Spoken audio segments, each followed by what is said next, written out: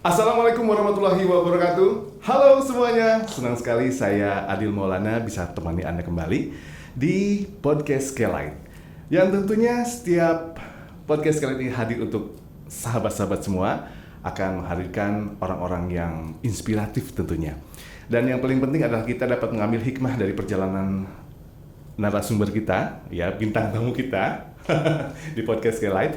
Dan sebelum kita lanjutkan obrolan kita, jangan lupa klik subscribe dan juga tekan loncengnya, kemudian jempol ke atas kalau Anda suka ya.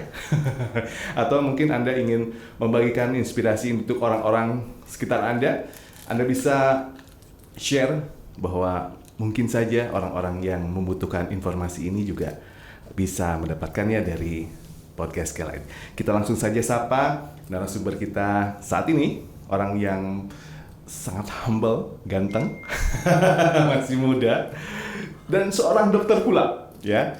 Beliau adalah Dr. Indra K. Muhtadi. Halo, selamat datang, Dok. Halo, Kang Adil. Assalamualaikum warahmatullahi wabarakatuh. Ceria banget ya. Saya agak deg-degan, kenapa ya, Kang? Tanggal berapa ya ini ya?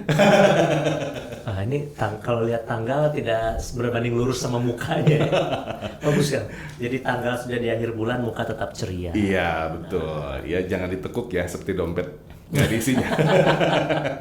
Dok, senang sekali bisa hadir di sini, Dok. Pleasure is mine. Saya senang juga, terima kasih. Untuk sahabat-sahabat yang sering mendengarkan Radio Kelight itu pasti tidak asing dengan Dr. Indra K. Muhtadi setiap hari Sabtu pagi pukul 9.15 hingga pukul 10 ya. Karena beliau adalah pengasuh acara Healthy Light di 107,1 Kelight FM.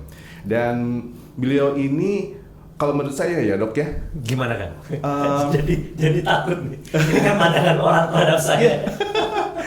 Jadi kalau saya dengar dari beberapa teman saya yang dokter gitu ya, bahwa atau mungkin seorang bukan tenaga medis aja, tapi pengurus rumah sakit ya, biasanya wah nggak ada yang sakit nih, sepi, dokter jadi nggak ada pendapatan nih kayak gitu.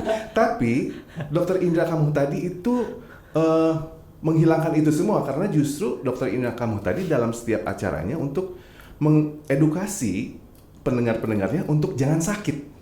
Kan kebalik ya, biasanya dokter tuh, nggak ada yang sakit nih. Jadi sepi nih ya rumah sakitnya. Tapi Dr. Indra K. Muhtadi memberikan edukasinya supaya masyarakat lebih sadar akan kesehatan. Kemudian ada penyakit yang tanda kutip aneh gitu ya, Indra K. Muhtadi itu sering mengupasnya. Nah, itu luar biasa. Iya, Kang. Jadi paradigmanya ya, paradigmanya itu ada statistiknya loh. Saya nggak tahu persis angkanya, tapi jauh lebih besar orang ke dokter itu setelah ada keluhan. Jadi sebagian besar itu orang datang ke dokter ada yang kerasa di badannya. Makanya secara naluriah kalau di Bandung ya, kalau pasien datang, kalimat pertamanya dokter, naon nu karaos. Apa yang kerasa? Karena memang ini alasan nomor satu orang datang ke dokter. Dan ini yang sebagian besar, mungkin ada 80%-an lebih ya. Nanti kita lihat statistiknya. Nah, yang kedua terbesar itu follow up obat. Jadi memang sudah ada sakitnya. Jadi pas datang, naon nu karaos ibu? Ya sih dok, tapi ini lagi, kan kata dokter kalau kontrol gitu, kalau obatnya habis gitu. Nah, gitu. Jadi ketergantungan kalau begitu. Iya, enggak, memang harus disuruh kontrol rutin kan. Iya. Nah, itu dua alasan itu sudah pegang porsi 90% lebih. Nah, yang di bawah 10%-nya datang ke dokter ketika belum sakit. Nah, ini. Oh gitu. Jadi mungkin dari 21 orang. Kenapa Pak? Enggak dok, enggak ada apa-apa. Cuman pengen periksa aja. Nah, itu tuh sedikit sekali. Nah, makin sedikit. Yang sadar seperti itu ya. Padahal paradigmanya, kalau kita bisa datang ke dokter itu dalam kondisi sebelum sakit, pertama nggak perlu sakit ya. Yang kedua mencegahnya lebih gampang. Dokter juga lebih happy gitu, karena tidak ada desakan, dok saya harus sembuh gitu. Nah kan seseringan sakit kepala aja. Dok kenapa? Nyeri mastaka dok, sakit kepala gitu ya. Terus harapannya apa kalau ke dokter? Sakit kepalanya hilang kan ya. Terus dikasihlah obat sama dokter. Terus nggak hilang sakit kepalanya, kan beban ya. Iya, betul. Karena siapa tahu sakit kepalanya hilang tanggal 1 baru hilang. Gitu. Nggak bisa diobatin sama dokter gitu. Iya. Tapi kalau datang dengan Nah, tadi ya paradigma baru. Datang sebelum sakit gitu.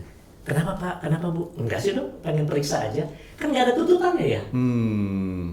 Tapi kalau misalnya untuk mengantisipasi bahwa kita harus kontrol dan sebagainya, itu adalah salah satu tindakan preventif supaya tidak tiba-tiba coba dicek labnya, barangkali gula darahnya tinggi atau mungkin asam uratnya gimana atau mungkin... Nah itu kan selanjutnya ya, selanjutnya. Jadi memang orang Indonesia itu umumnya ya, orang Indonesia ini sebenarnya di seluruh dunia juga sama, takut ketahuan penyakitnya. Jadi ngapain ke dokter? Nggak ada yang kerasa, nanti malah ke dokter ketahuan sakitnya. Padahal justru bagus ya. Iya. Saya itu dapat kencing manis itu setelah medical check up di kantor katanya. Jadi yang disalahin medical check up-nya. Bisa gitu. Jadi Bapak kalau nggak medical check up nggak akan kencing manis? Enggak, katanya. Ya nggak diperiksa. Nggak diperiksa gitu. Padahal kan kencing manis jauh sebelum medical check up, nggak mungkin besok medical check up malamnya kencing manis kan? Iya, betul sekali. Karena orang takut ketahuan sakit itu. Nah ini yang sering kita kupas di Healthy Light ya. Oke. Jadi jangan sampai ketahuannya itu terlambat. Nah terlambat itu penyesalan yang datang kemudian. Iya, kenapa nggak dari dulu ya Kenapa diperiksa? nggak dari dulu? Karena kalau yang duluan itu namanya kalau nggak salah pembukaan ya. Pembukaan itu. Iya kan ya, duluan pembukaan, kalau yang belakangan penyesalan. Penyesalan, pendahuluan, pendaftaran. Pendaftaran yang duluan. Oke, nah sahabat-sahabat kalian, ini menarik sekali ya. Tadi seorang dokter yang tentunya pakar di bidang kesehatan tentunya, tapi ternyata Dokter Indra juga salah satu pembicara di beberapa seminar-seminar yang berkaitan dengan kesehatan tentunya, dan juga public speaker yang luar biasa nih. Dan dari sekian banyak tulisan-tulisan yang ditulis di blog Dokter Indra di mana nih? Di indramuhtadi.com. Di situ semuanya ada. Jadi kalau untuk sahabat-sahabat Keylight yang ingin tahu apa sih yang dibahas di Healthy Light atau mungkin apa saja yang ditulis, sampai ada yang dirangkum dalam buku-buku yang sudah 2 buku. Sudah 2 buku ya, luar biasa sekali. Nah, kalau boleh diceritakan buku pertama ini yang mana? Nah, ini kalau gitu ini kita waktunya berapa lama sih? Selama-lamanya. Jadi kenapa sampai ada buku, sampai ada blog dan website itu justru karena Keylight. Nah, jadi ini harus diceritain. Jadi boleh ngobrol? Boleh. Itu kejadiannya awal 2010. Sejarahnya begitu ya? Sejarahnya begitu. Awal 2010, saya nggak pernah nulis artikel, saya nggak pernah punya blog, nggak pernah punya website. Lalu tiba-tiba diajak oleh Pak Parlindungan Marpaung. Ya. Waktu itu tiba-tiba kan kita sekantor ya di salah satu BUMN di kantor pusatnya di Bandung. Beliau pasien saya gitu. Tadi sering ngobrol, "Dok, mau ngisi acara di Keylight nggak?" katanya. Ayo Pak gitu ya. Yeah. Saya tuh nggak pernah bilang enggak dengan semua kesempatan. Baru mikir kayak kumahnya. Yang pikir kumangke. Jadi ayo Pak, ini ngetes doang atau memang mau punya acara sendiri, itu nggak pernah tahu. Yuk kita main ke Keylight yuk. Ternyata yang pertama itu memang saya ikutan siarannya Pak Parlin. Nah buat ngerasain duduk di studio pakai headphone. Kan kalau Pak Parlin lebih dulu ya, selamat pagi Pak Parlin, selamat sore, selamat malam, tergantung nontonnya jam berapa.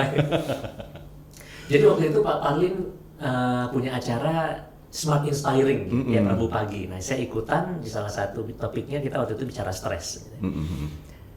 Itu deg-degannya luar biasa. Perdana ya? Perdana, saya bawa buku. Buat contekan. Balik nggak ngebuka. Karena ngomongnya barengan sama Pak Parlin, kan waktunya nggak banyak. Terus waktu itu siapa di Keylightnya ya? Pak Kujang sudah ada, kemudian yang hadir di situ penyiarnya kalau nggak salah Pak Kujang deh waktu itu ya, sebagai the legend juga ya, Pak Kujang dari awal Keylight. Nah, udah aja gitu ya, acaranya selesai, ya udah gitu, saya senang aja dibawa ke radio gitu rasanya, gitu ya. Terus tiba-tiba Pak Parlin datang lagi gitu, di salah satu sesi ya periksa kesehatan lah. Ya itu Pak Parlin akhirnya berobat ke saya nggak sakit gitu ya. Awalnya setelah sakit, tapi sakit. setelah ngobrol banyak, datangnya justru kalau nggak sakit mau periksa. Dok, kalau dapat acara sendiri gitu di Kelight mau nggak? Hah? Serius Pak?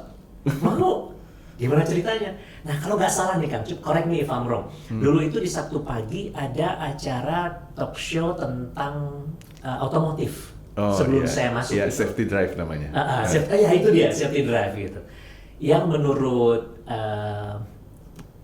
evaluasi yang dengernya nggak banyak. Gitu.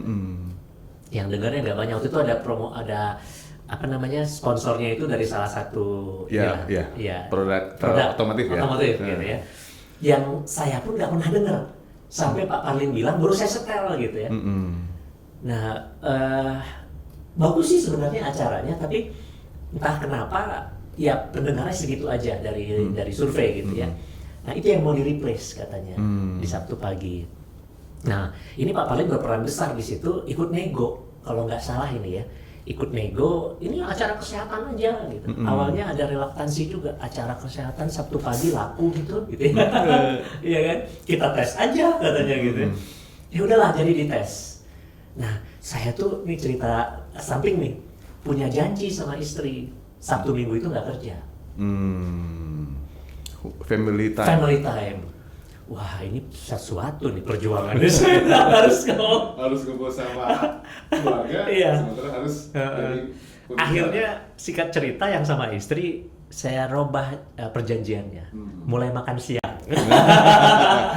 Jadi boleh bebas ke Kelight. Makanya siang itu saya langsung selalu pulang deh, buru-buru pulang lah gitu kan, ada janji sama anak sama istri. Nah anyway, jadilah hari itu datang ke Kelight pada jam, kan acara mulai jam 9 ya, 9.15 kan. Jam 8 saya udah nongol, bawa buku, bawa laptop ya. Waktu itu laptop saya masih kayak apa namanya itu netbook ya yang kecil ya. Udah bikin materi gitu ya. Topik pembicaraannya pertama kali itu ngomongin diet sehat. Itu topik pertama.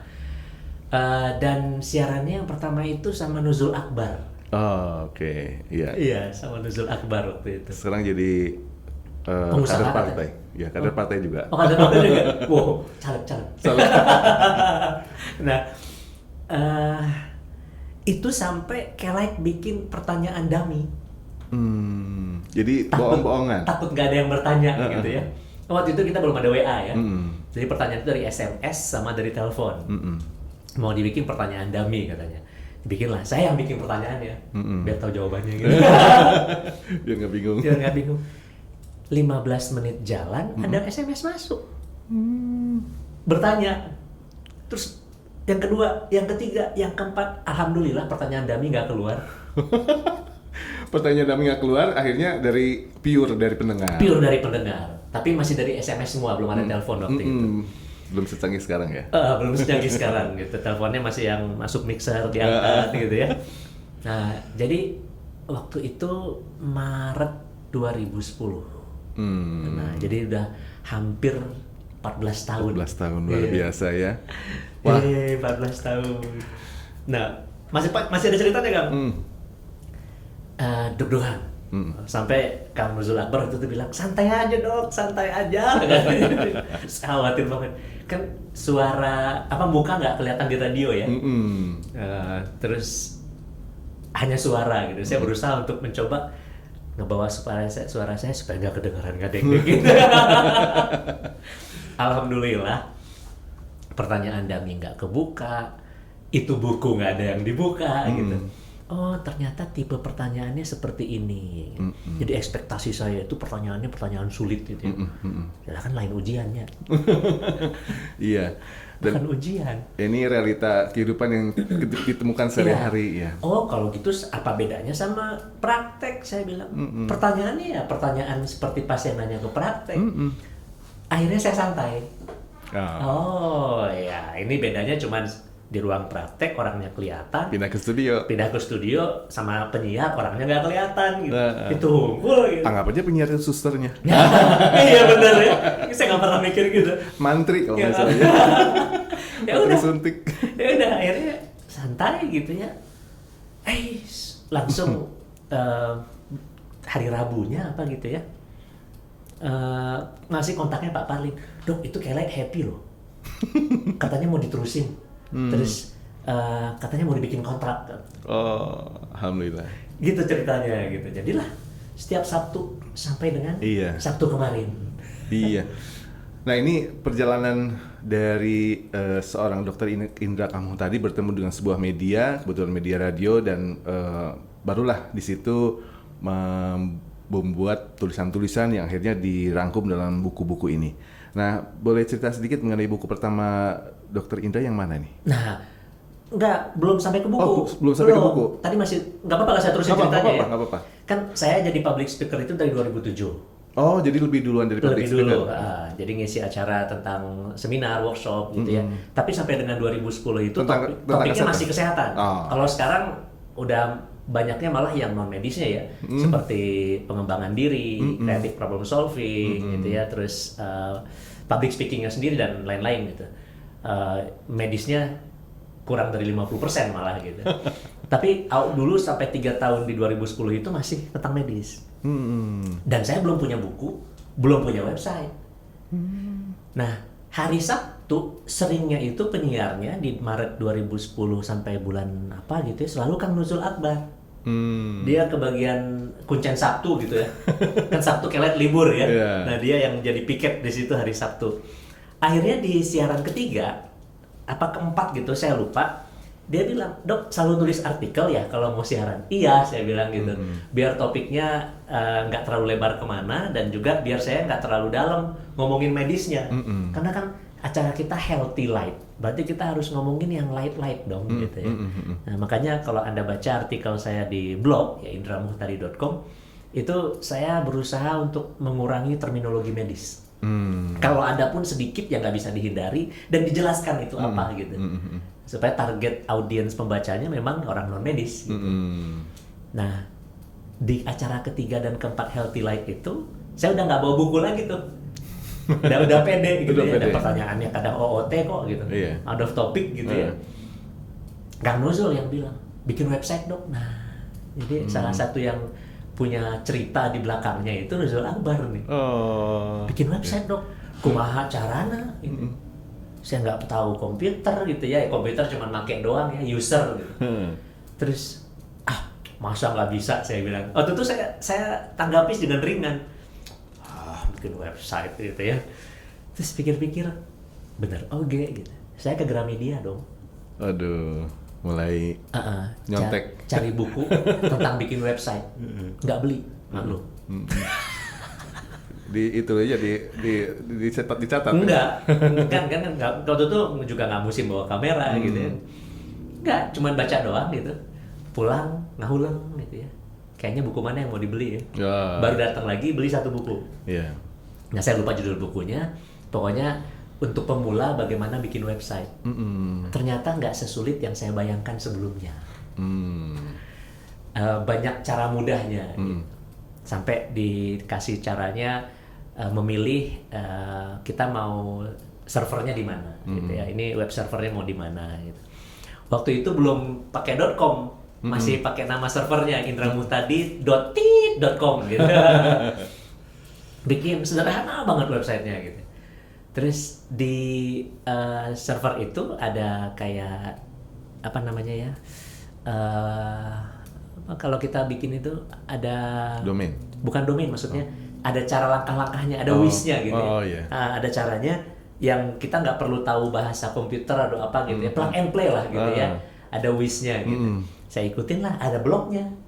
Nah, dari artikel yang udah saya tulis di 3 atau 4 siaran awal ini saya ketik.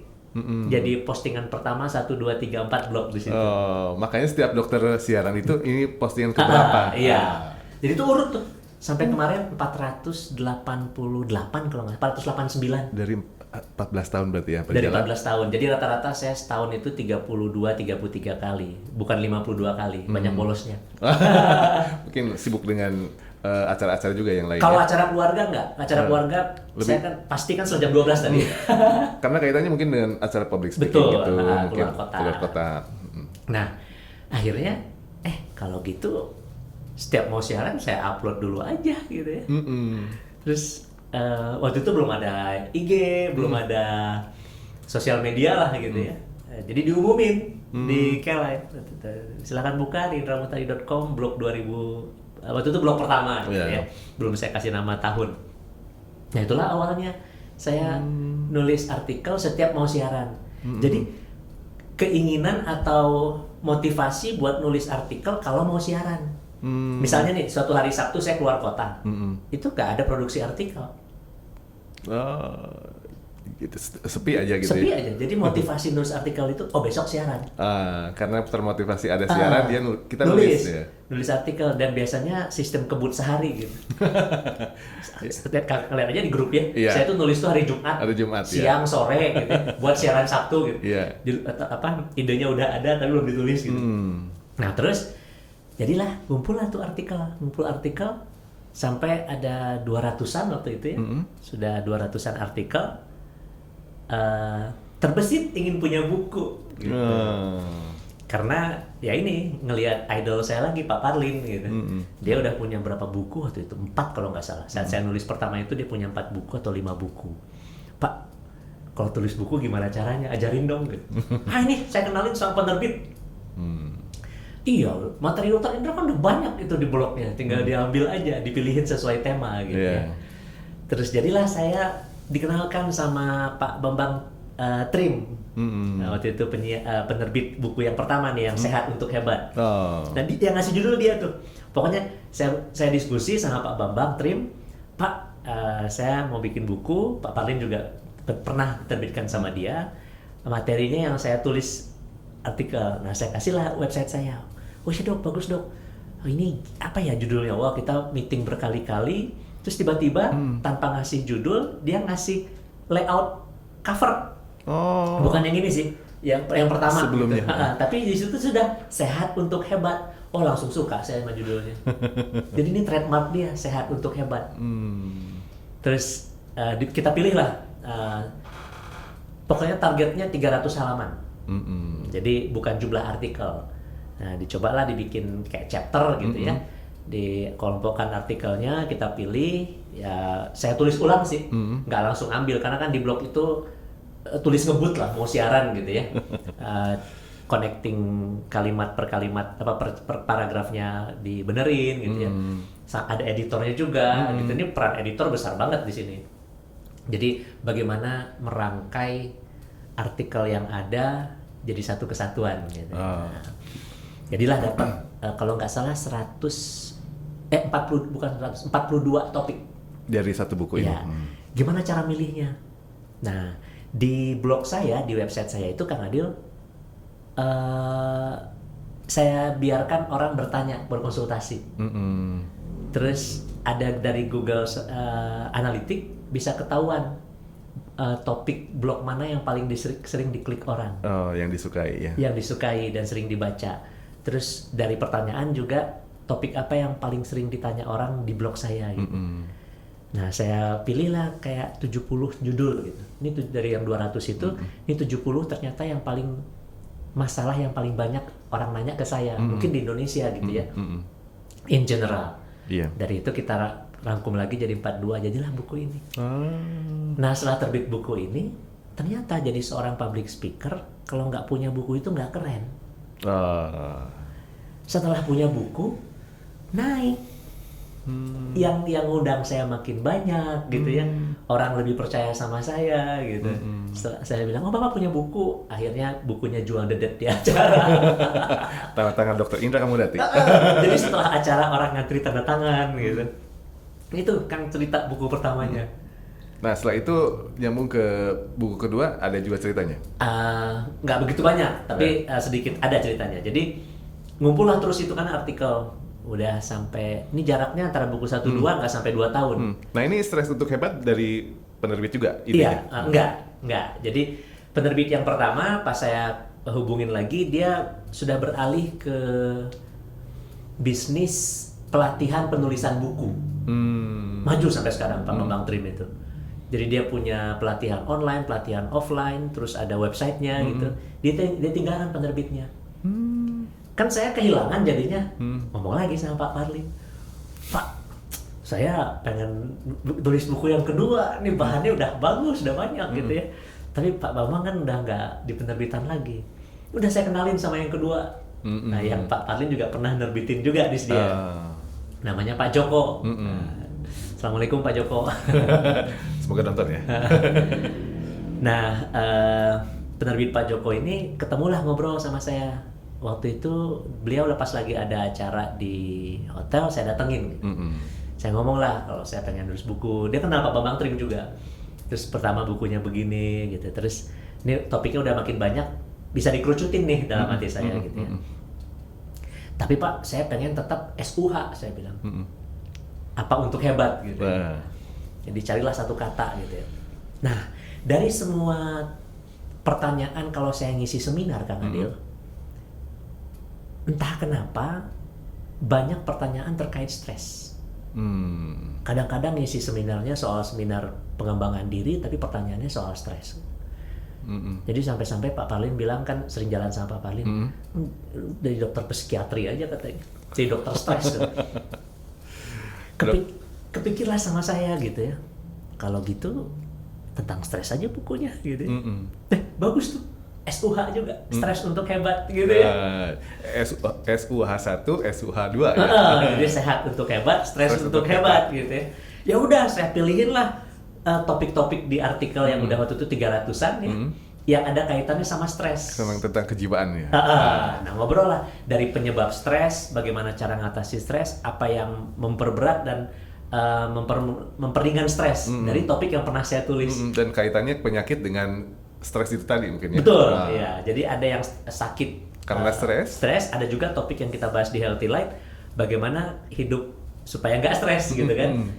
Saya lihat geningan banyak ya. Ternyata topik related to stress di acara Healthy Life itu banyak juga. Baru sadar saya. Jadi arah pendengar K-Light kan itu suka, kan saya nulis artikel, milihin judul buat Sabtu itu selalu yang paling banyak ditanya gitu ya. Terus apa yang kemarin sempat nggak kejawab gitu di Sabtu sebelumnya gitu. Dapatlah itu. Dapat, terus si Bang Trim bilang, "Oh ya bagus Pak.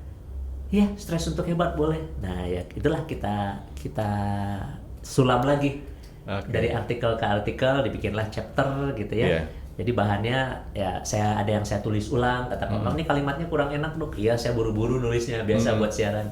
Saya refresh gitu ya, kerjasama sama editornya. Jadilah buku kedua. Alhamdulillah. Gitu. Rencana buku ketiga ada lagi? Nah, buku ketiga bener Kang, ada rencananya. Harus tetap SUH dong. Iya, suka untuk hebat. Apa ya gitu. Smile untuk hebat. Nah, sama saya berusaha untuk supaya ada benang merahnya, ada ceritanya, sesuai dengan kebutuhan. Di setahun sebelum COVID dan pas COVID dan setelah COVID itu, saya sering diundang, paling sering topik yang saya diundang itu mengisi acara Purna Bakti. Orang-orang yang mau menyelesaikan tugasnya sebagai pegawai lah. Iya, jadi kan kalau di kementerian, pensiun ya. Kementerian atau BUMN bahkan perusahaan swasta kan ada acara, ada istilah apa, MPP ya? Iya, masa persiapan pensiun. Nah, di situ mereka dikasih satu sesi acara workshop. Selalu formatnya seperti itu, tapi ya berbeda-beda sedikit lah masing-masing lembaga. Ada yang dari psikologi ngomong soal ini psikis pensiun gitu ya. Ada yang dari sisi wirausaha, bagaimana mengelola uang pensiun. Pensiun untuk usaha ya. Iya, ada sisi kesehatan medisnya. Nah, saya di situ masuk. Ini topik mungkin the most presented topik selama saya di dunia public speaker dari 2007 sampai dengan sekarang. Dan saya belum ada bukunya. Itu rencananya. Rencana buku ketiga saya ini apakah tetap sama Pak Joko atau ganti, nanti kita bicarakan lagi. Karena nulis buku itu juga bermodal kan. Iya. Ya harus ada modalnya. Nah kadang-kadang, buku pertama ini murni modal saya. Dari kantong sendiri. Ya? Dari kantong sendiri. Alhamdulillah balik modal. Buku kedua ini Pak Joko pemodalnya. Jadi saya nggak ngeluarkan biaya, malah sama Pak Joko di penjualannya itu saya dapat royalti, alhamdulillah. Alhamdulillah. Nah, buku ketiga agak besar juga perjuangannya Kang Adil karena sekarang banyak buku e-book. Iya, betul.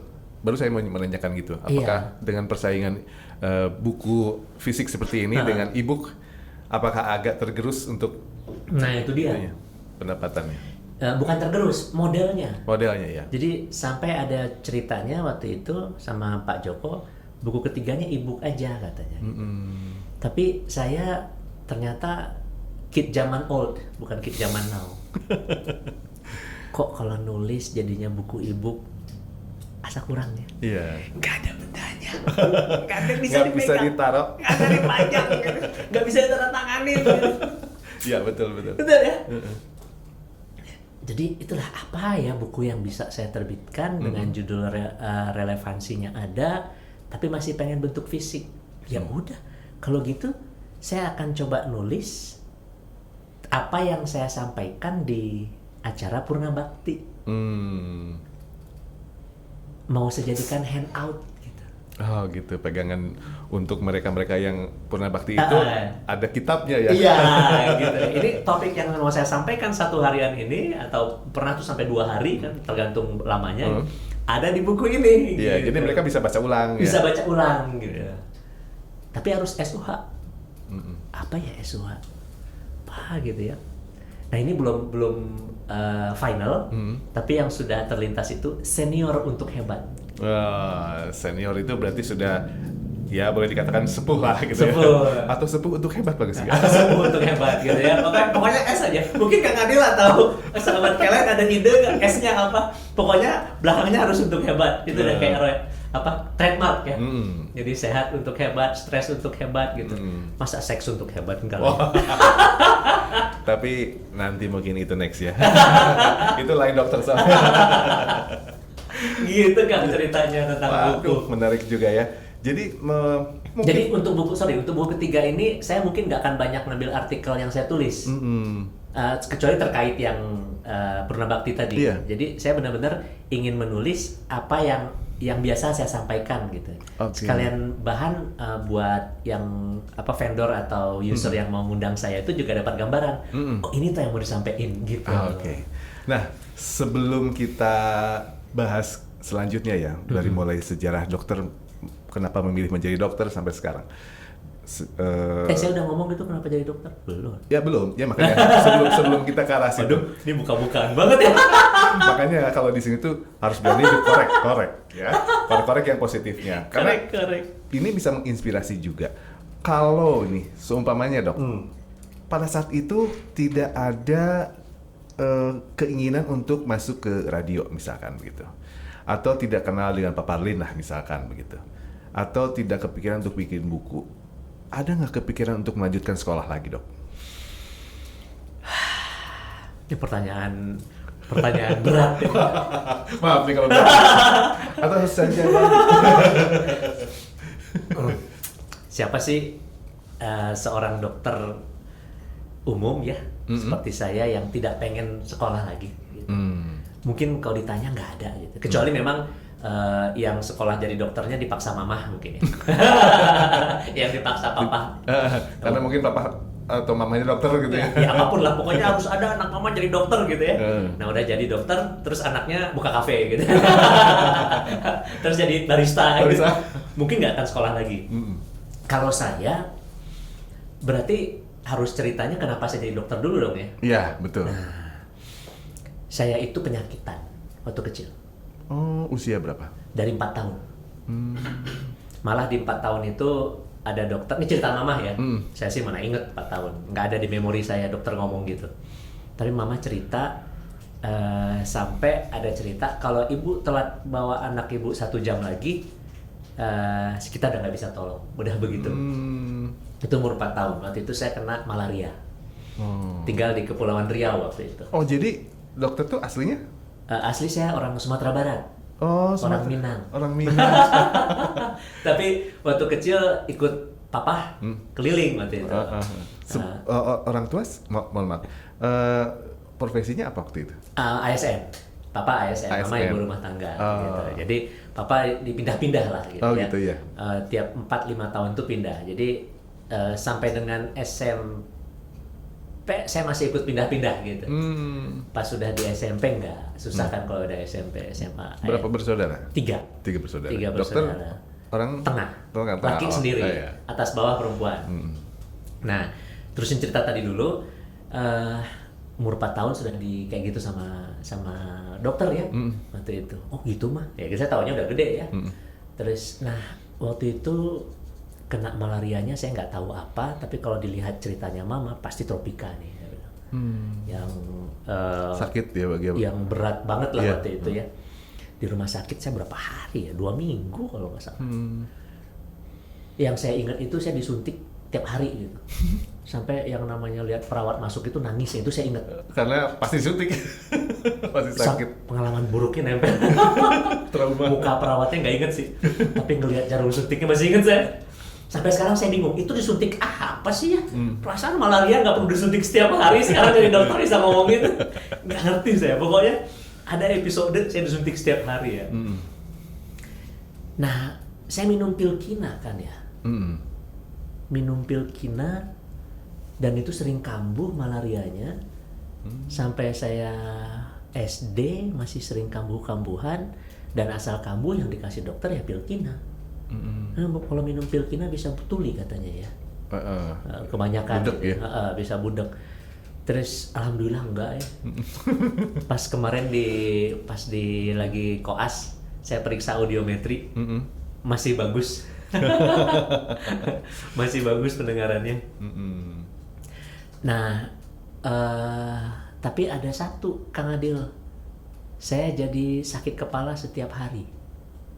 Setelah pakai kina Nggak itu. tahu, pokoknya saya sampai merasa hidup itu dengan sakit kepala. Itu berapa tahun itu? Sampai begitu. Jadi hidup itu ya dengan sakit kepala gitu. Jadi saya ke sekolah sakit kepala, belajar sakit kepala, ujian sakit kepala, olahraga sakit kepala gitu, yang hilang timbul dan daily basis.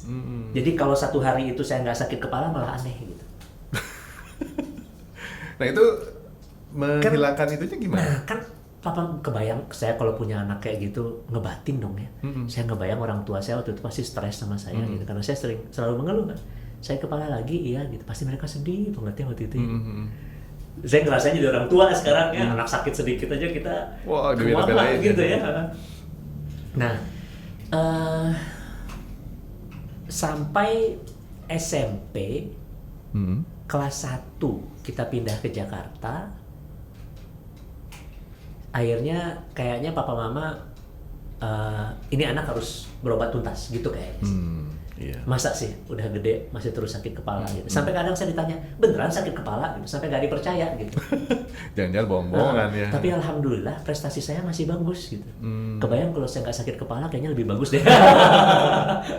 Mungkin jadi apa ya? Bukan jadi dokter. Tapi sempat kepikir nggak waktu kecil? Setelah ya kan tadi ada latar belakang mungkin karena sakit-sakitan, makanya kepikiran jadi dokter. Waktu kecil memang ditanya nggak, kamu Indra mau jadi apa? Pilot. Jadi pilot. Iya, semua anak kecil cowok pernah pengen jadi pilot kan? Pernah. Pernah kan? Saya tanya dulu, lama saya pengen jadi pilot. Cita-citanya apa? Pilot. Atau dokter, atau insinyur ya. Dokter insinyur pertanian. Ketahuan umur.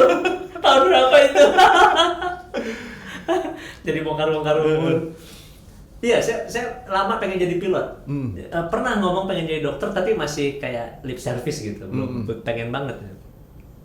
Nah, pas pindah ke Jakarta, mungkin ya di 90 awal, enggak, masih 80 akhir 80 akhir ya. Tahun umur deh nih. Itu tuh kan pusat-pusatnya dokter ada di Jakarta ya. Nah, dibawalah saya ke rumah sakit Pelni sama mama waktu itu. Karena papa kerja, yang nganterin ya mama terus ya. Berobat ke Profesor Sumargo, almarhum. Itu umur SMP kelas 1. kelas 1 ya. Ya umur 12-13 ya. Iya. Terus biasa dia dokter saraf. Jadi dirujuk nggak langsung ke dia kan, harus ke dokter umum dulu, akhirnya merujuk ke situ gitu. Itu pakai askes papa kan. Profesor Sumargo cepat meriksanya. Kenapa, Bu? ini anaknya sakit kepala terus setiap hari dok, prof gitu. Oh iya, periksa sama dia sebentar. Oh iya, minum obat ini ya. Less than 2 minutes gitu ya, ngantri 2 jam gitu ya. Ya obat saya minum sih. Terus kalau habis obat kontrol ya. Sekarang baru saya tahu kalau dokter nyuruh habis obat kontrol berarti dia belum yakin sama penyakitnya. Atau kemanjuran obatnya. Saya baru berarti Prof. Sumargo waktu itu juga masih nyari-nyari, masih gambling gitu. Patuhlah kita gitu ya. Habis obat kontrol, gimana? Berkurang kalau minum obat, karena emang yang jawab mama lah ya. Karena kan anak kecil masih diem gitu, malu-malu gitu ya. Jangan mamanya yang jawab, harus pasiennya katanya. Kan yang sakit pasiennya. Oh, mama saya dibentak gitu diem. Dibentak profesor. Gimana dek? Manggil saya dek. Iya prof, sakitnya kalau sebentar hilang, habis minum obat sakit lagi. Oh gitu ya? Ya deh. Obatnya racikan selalu. Oh. Ya, saya sampai buatan sendiri ya. Setelah jadi dokter saya penasaran ngebongkar medical record di rumah, nyari itu resep apa gitu. Ketemu akhirnya sih. Itu setelah jadi dokter. Iya. Nah, tapi waktu itu racikan di kapsul sampai nunggunya lama itu di apotek. Karena kan diracik gitu ya. Udah nungguin 2 jam, diperiksa 2 menit, nunggu lagi sejam gitu. Coba di dokter ya. Tua di rumah sakit, Rumah gitu. sakit. Sampai makan siang di rumah sakit gitu. Yang kedua, masih dia ngomong gitu. Habis obat kontrol ya. Tapi yang kedua ini minumnya kalau sakit aja katanya. Jadi belum tentu kontrolnya 2 minggu gitu atau seminggu gitu. Ya udah, sesuai perintahnya. Sakit minum, nggak sakit nggak diminum. Disitulah saya ngerasa ada hari tanpa sakit kepala. Oh. Wow, nikmatnya ya Allah luar biasa gitu ya. Terus dia belum nanya itu kenapanya si Prof. Sumargo itu. Prof. Margo itu. Habislah obat, saya nggak tahu berapa lama ya, nggak lupa. Datang lagi, Prof. Obat habis. Oh cukup lama ya katanya. Diminum kalau sakit aja kan? Iya. Berapa kali sehari? Ya sekali sehari sih rata-rata gitu, nggak pernah. Pada saat sakit aja. Langka yang sampai 2 kali gitulah, gitu ya. Oh ya udah. Ditaruh sama dia bolpennya. Waktu itu periksa sampai 10 menit ngobrolnya. Lama juga ya? Iya, bisa cerita nggak Bu? Apa sih kejadian dari kecilnya? Ya si mama nyerocos lah cerita, tulis sama dia gitu ya. Termasuk minum kina kelamaan gitu. Memang sih belum tentu ya katanya, tapi saya curiga nih ada hubungannya sama pil kina katanya gitu ya. Baru disuruh periksa gitu. Awalnya nggak pernah periksa lab gitu, baru diperiksa lab gitu.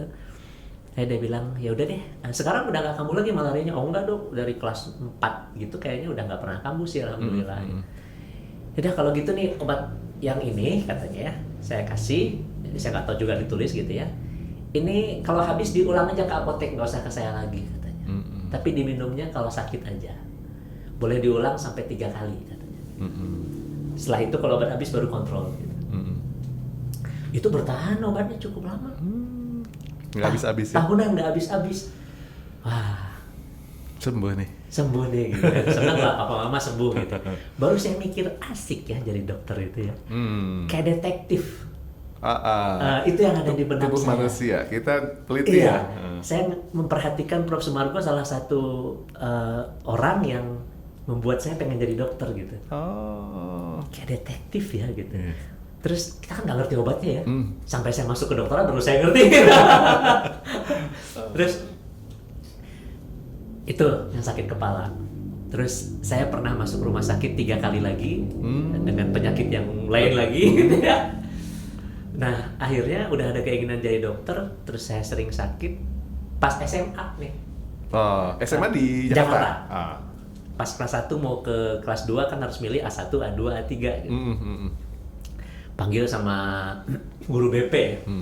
Indra mau kemana? Kayaknya jadi dokter asik ibu ya gitu. Yaudah kamu ke A2 aja gitu. Kamu masih bebas bisa ke A1, A2 terserah. Terus aku mau ke A3 juga boleh gitu. Saya nggak suka A3 lah gitu ya. Sosial, bukan ini ya maksudnya. Bukan passion gitu ya. Kalau nggak A1, A2. A1 fisika, A2 biologi. Mungkin nggak ngerti yang sekarang. Sekarang kan IPA sosial ya, IPA IPS. Dulu IPA-nya A1, A2. Masuklah saya ke A2 gitu ya. Ya ternyata ya pelajarannya saya sukai gitu ya. Nah ditanyalah Kenapa pengen jadi dokter? Saya sering sakit, Bu. Kebayang kalau harus setiap sakit berobat, duitnya berapa? Saya bilang. Jadi sakit membawa hikmah tuh ini ya. Sakit untuk hebat. Jadi sakit dulu baru hebat. Ketawa lah si guru BP-nya waktu itu. Ya apapun lah alasannya gitu ya. Jadilah gitu akhirnya saya pas UMPTN milihnya kedokteran. Kedokteran. Waktu itu ngambil IPA atau IPC? IPA. Oh, jadi iya. udah benar-benar bulat. Bulat ya? Bulat. Nah, Pilihan cuman, pertama ke saya kan SMA-nya 4 tahun. Oh. Karena pertukaran pelajar dulu. Oh, ikut dulu ke AFS, luar ya, AFS ya. AFS. Sama seperti Kak Anies Baswedan juga. Kita manggilnya Kak Anies. Kakak ya, Kan. Returnee satu AFS ya. Nah, jadi pas AFS itu lupa tuh pengen jadi dokter. Karena namanya dikirim ke Amerika, kayaknya jadi ini enak ya, jadi ini enak ya gitu. Terus ada di sana apa career day namanya gitu ya. Kita diajak kemana gitu ya. Jadi terus, mulai galau itu? Mulai galau. Itu di ujung, padahal udah masuk A2 tuh kan berangkatnya naik kelas 3 ya. Mulai galau gitu ya. Tapi pas pulang ngobrol sama orang tua gitu ya, kuat lagi sih. Kuat lagi, ya udahlah, udah di A2 juga gitu ya. Terus enaknya terusin keinginan tadi lah. Terus saya mikir lagi benar sih. Ini sering sakit saya bilang. Oh iya, by the way, resepnya Prof. Sumargo itu sampai saya bawa ke Amerika waktu IFS, setahun itu nggak habis. Masih ada terus ya? Obatnya kan kalau sakit doang diminum, itu setahun nggak habis. Berarti nggak sakit-sakit dong? Nggak sakit-sakit. Belakangan saya baru ngelihat, di sana kan lebih dingin. Terus pencetusnya itu kalau lebih panas ya lebih sakit kepala gitu. Oh, jadi dari udara, suhu? Cuaca ya. Terus sampai si mama bilang kalau gitu tinggalnya harus di tempat yang 4 musim katanya. Jadi kan nggak bisa ke Arab dong ya kalau gitu ya? Alhamdulillah kemarin ke Arab nggak sakit sih. Nah terus anyway, akhirnya pas itu masih ragu sampai pas mau ngisi IPA tadi sampai ada pengen ke IPC karena pengen satunya pengen ngisi. Jadi apa gitu ya? IPC itu harus jelaskan Kang. Iya, ilmu pengetahuan campuran maksudnya. Kalau kan IPA itu ilmu pengetahuan alam. Ada pelajaran ilmu pengetahuan campuran. Ya mungkin ambil sosialnya gitu ya. Maksudnya kita tes IPA-nya iya, IPS-nya juga gitu. Ya, saya ngambil IPA akhirnya. Ilmu pilihan campuran kali ya. Ilmu pilihan campuran ya. Iya. Nggak mungkin pengetahuan ya. Ada yang tahu nggak IPC? Kepanjangannya apa? Oh, saya lupa ya. Padahal saya ngambil IPC juga, pokoknya IPC aja. Pokoknya IPC itu ada IPA-nya, ada IPS-nya gitu ya. Jadi 2 IPA, 1 IPS ya. Rata-rata gitu ya. Iya. Tapi boleh nggak 1-2? Boleh juga kan? Bisa kan satunya pokoknya harus ada IPA-nya. Ada IPA-nya. Pilihannya sosialnya 2 boleh. Boleh gitu ya. Tapi anak IPS suka marah sama kita biasanya. Ya kan lebih mahal IPC, Dok. Kalau itunya formulirnya. Oh iya, beda ya? Iya. Beda ya? Iya, lebih mahal. 150 kalau nggak salah itu IPC. Kalau IPA itu 100 kalau nggak salah. Di zamannya Kang Adil, Pego mahal banget kali ya? Oh, iya. Boleh tahu tahun berapa kan? Tapi yang penting masih oke lah. Enggak, disebut UMPTN aja udah ketahuan angkatannya. UMPTN-nya di Jakarta apa di sini? Jakarta. Oh, di Jakarta. Di Jakarta. Pilihan pertamanya FKUI, pilihan keduanya FK4. Udah benar-benar. Udah nggak bisa ke lain hati aja itu. Nah, biasanya gini kan, Dok.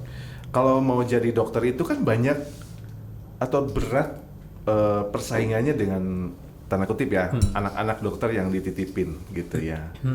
Nah, sedangkan dokter ini kan anak ASN ya. Tentunya ini juga istilahnya nggak punya latar belakang saudara-saudara dokter atau mungkin keluarga dokter. Menghadapinya itu gimana, Dok?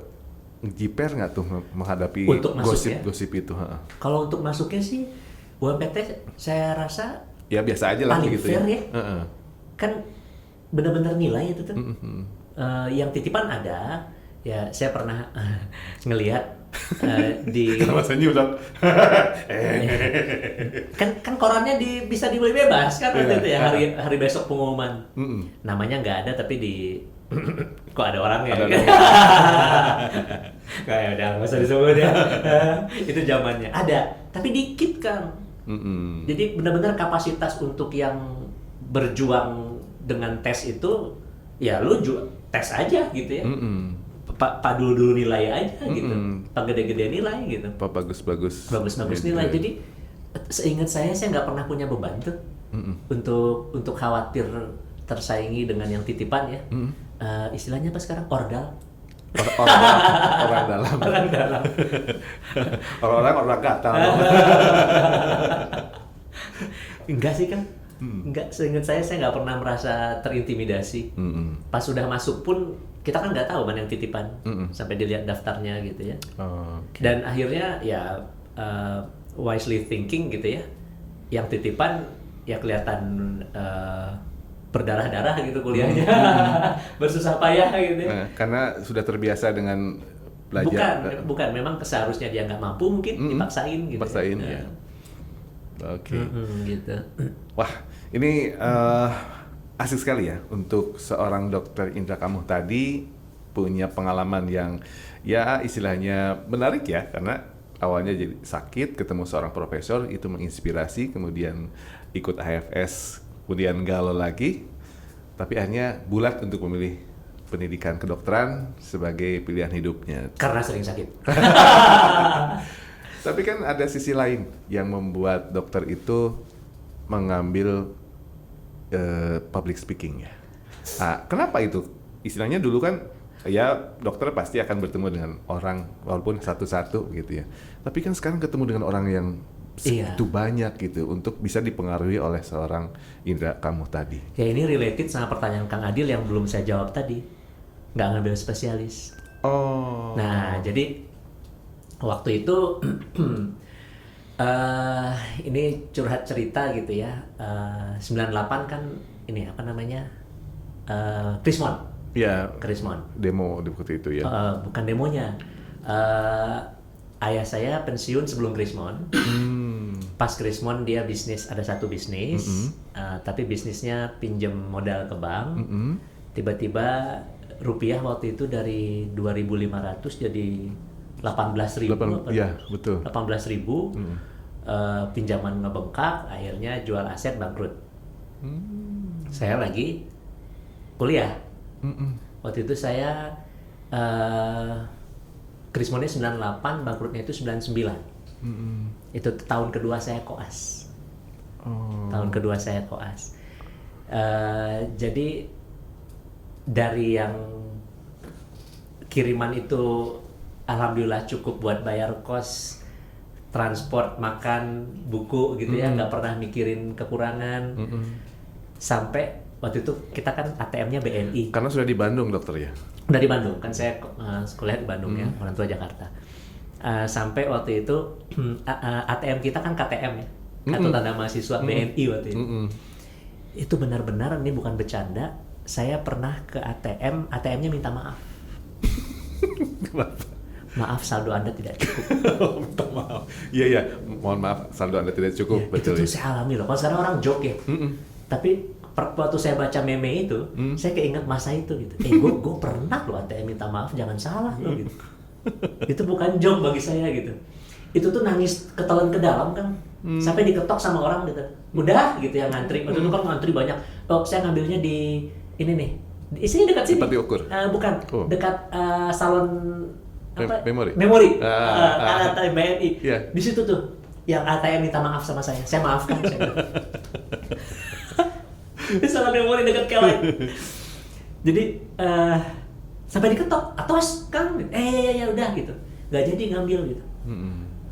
Widih, mau minta nggak enak gitu ya, nggak mungkin ngirim kalau ada duitnya gitu kan. Ya udah, putarlah otak. Nah di situ. Nah, ini kita diputarlah otak di sana. Akan menjadi gimana sesuatu. Gimana caranya hidup? Ini yang dramatis sambil nih. kuliah. Gimana tuh dramanya di situ? Wah, nangis dulu badannya. Ya, nangis ketelan ke dalam gitu, nggak keluar air mata, tapi ini dada itu rasanya puluhan ton gitu. Gontai pulang gitu dari ATM gitu ya. Mikir pengeluaran terbesar apa? Kos. Ke rumah tante kos. Assalamualaikum tante, saya dengan Indra yang kos di sana. cerita. Itu beneran netes air mata saya ceritanya. Bukan air mata buaya tapi beneran. Iya. Terus mohon maaf boleh nggak saya ngutang dulu kosnya. Wah, si tantenya alhamdulillah ini salah satu orang berjasa juga dalam kehidupan saya. Tante siapa tuh? Nah, Tante Endang namanya. Oh, Om Endang. Jadi saya nggak tahu nama tantenya tapi omnya Endang. Oh, Pak Endang. Pak Endang. Tante Endang di Tubagus Ismail saya kosnya waktu itu. Kos sudah keburu kepilih di Tubagus Ismail gitu kan, bukan di Sekeloa yang lebih ekonomis misalnya. Lebih deket ya. Mau pindah juga nggak bisa gitu ya, mau dibayar pakai apa? Akhirnya Tante Endang bilang ini, udah Cep Indra, dia manggil anak kosnya semua Cep. Udah Cep Indra, kapan bisa aja bayar mangga, Tante ngerti katanya. Wah, itu kalau bisa saya peluk suatu Tante. Ada yang marah di Padang. Saya sampai suntangannya gitu ya, pulang gitu. Alhamdulillah, satu beres. Yang kedua, makan. Kan saya lihat tuh biaya pengeluaran terbesar apa ya. Pertama kos, yang kedua makan. Wah, makan. Dari Sabang sampai Merauke. Akhirnya itu yang diambil. Dari Rote sampai ke Talaut, Indonesia tanah airku. Oh, yang tahu pasti iklan itu lah. Itulah jadi makan. Sarang sangu. Itu berapa tahun itu seperti itu terus? Yang parahnya mungkin setengah tahun lah. Setengah tahun. Saatnya muter otak gitu kan ya. Terus yang ketiga yang paling besar transport. Karena kan kedokteran waktu itu masih di... Enggak, gini, ceritanya gini. Kan 94 kedokteran itu masih di Bandung, FK 4. 96 pindah Jatinangor, tapi 2000-nya kalau koas balik ke Bandung. Balik ke Bandung. Jadi ya. saya nggak pindah kos waktu itu. Jadi sampai dengan lulus sarjana kedokteran, saya masih di Tubagus. Jadi tebenger sama jadi itu naik Damri. Kan Unpad itu Universitas Pangkalan Damri. Oh iya betul, pas putaran ya. Nah, pokoknya Damri di Pati Ukur Jatinangor itu benar-benar dari Unpad ke Unpad. Iya betul. Makanya Universitas Pangkalan Damri. Naik Damri gitu ya. Tapi kan 99 saya udah balik ke Bandung koas kan. 98 saya mulai koas, selesai tahun pertama. Nah, Mas mau mulai tahun kedua ini. Yang terbesar yang ketiga transport. Oke. Nebeng dong. Isi jadi tebengan. Jadi nyari teman yang punya kendaraan. Nah, jasa supir. Gua supirin deh. Gitu. Kan waktu ke Jatinangor juga sering tebengan kan. Akhirnya kalau sempat nebeng-nebeng atau paling sering saya ngebonceng sih. Ada teman namanya Dr. Mali Pamuaji, rumahnya agak ke atas di Sekeloa atas ya. Sekeloa apa sih di atas itu bagusnya? Yang komplek ini ITB. Bukan Sekeloa, yang Bang Bayang atasnya lagi, kok saya lupa ya. Ntar kalau inget ya. Lupa. Nggak boleh pegang handphone soalnya bisa googling. Nah dia motornya BMW. Wow. Bebek merah warnanya. Bukan BMW-nya Kang Adil, bukan. Bebek merah warnanya. Karena selalu turunnya ke situ ya saya nebeng gitu. Nebeng Mali seringnya gitu. Kak ke rumah sakit. Cek gitu. Yang ketiga terbesar SPP. Padahal SPP negeri lebih murah kan? Murah, tapi untuk orang yang nggak punya duit, nggak ada yang murah. Nggak ada yang murah. Buat makan aja udah susah gitu ya. Terus akhirnya ada cerita, saya ngutang ke Ibu Warteg. Cara ngutangnya, naruh duit 50.000, makan catat. Tapi kalau udah habis belaga lupa.